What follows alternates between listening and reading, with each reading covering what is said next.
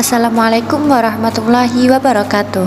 Perkenalkan, saya Adinda Nurfadilah dari kelas Tadris Matematika C dengan NIM 20204071 akan menjelaskan tentang pembuktian teorema sebagai tugas kuis 1 mata kuliah Geometri Transformasi.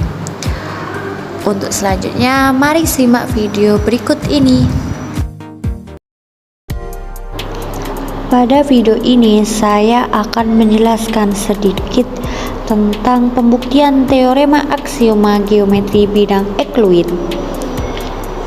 Akan saya jelaskan pembuktian teorema 6, teorema 12, dan teorema 15. Yang pertama yaitu teorema 6. Bunyinya, untuk setiap pasangan titik yang berbeda, titik A dan titik B, ada fungsi koordinat di mana fungsi f sama dengan garis AB yang dipetakan kepada bilangan real sehingga fungsi A sama dengan 0 dan fungsi B lebih dari 0.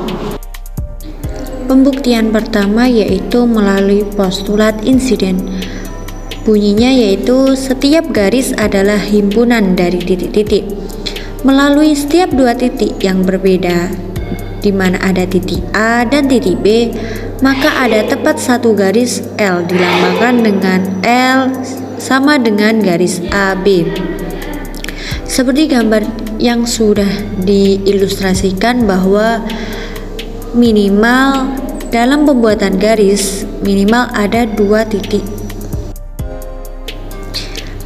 Berangkat dari postulat insiden, maka kita mempunyai postulat penggaris. Bunyinya yaitu diberikan sebuah garis L, ada sebuah fungsi bijektif yaitu fungsi korespondenan 1, 1, di mana fungsi f sama dengan L dipetakan kepada bilangan real. Sedemikian sehingga jika A dan B adalah titik-titik pada garis L, maka AB sama dengan nilai mutlak fungsi A dikurangi fungsi B. Dari postulat penggaris, maka kita lihat terdapat G sama dengan garis L dipetakan ke bilangan real dengan G sama dengan fungsi A.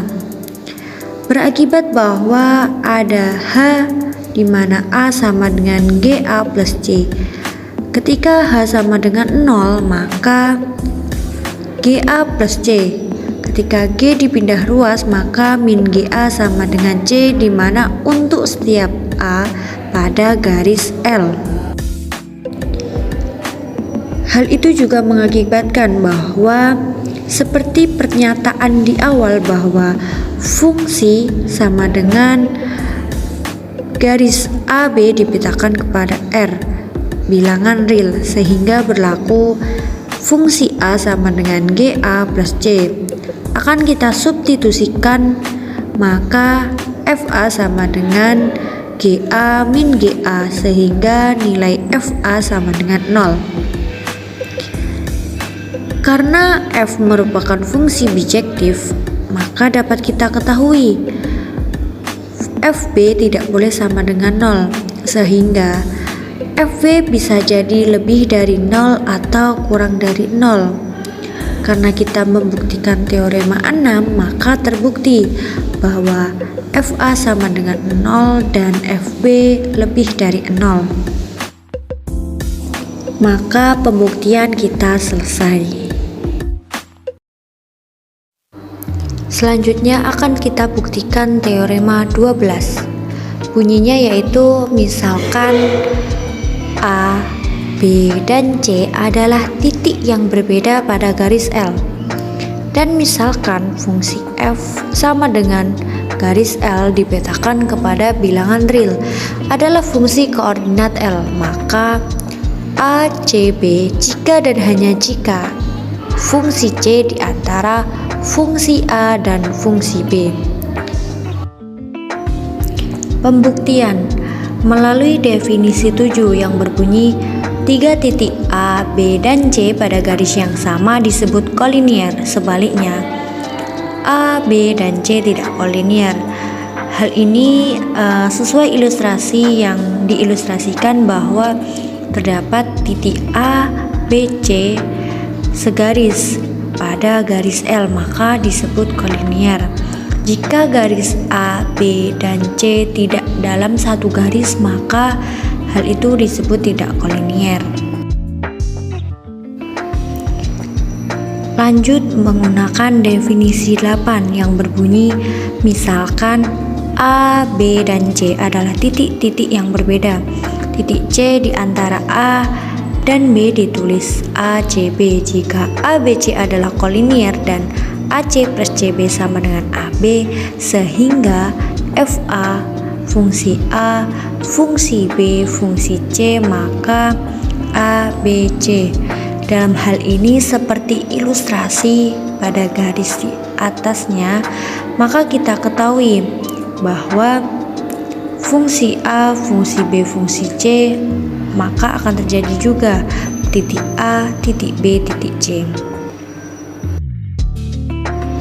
Melalui definisi 7 dan definisi 8, maka akan kita buktikan ACB jika dan hanya jika FC di antara FA dan FB.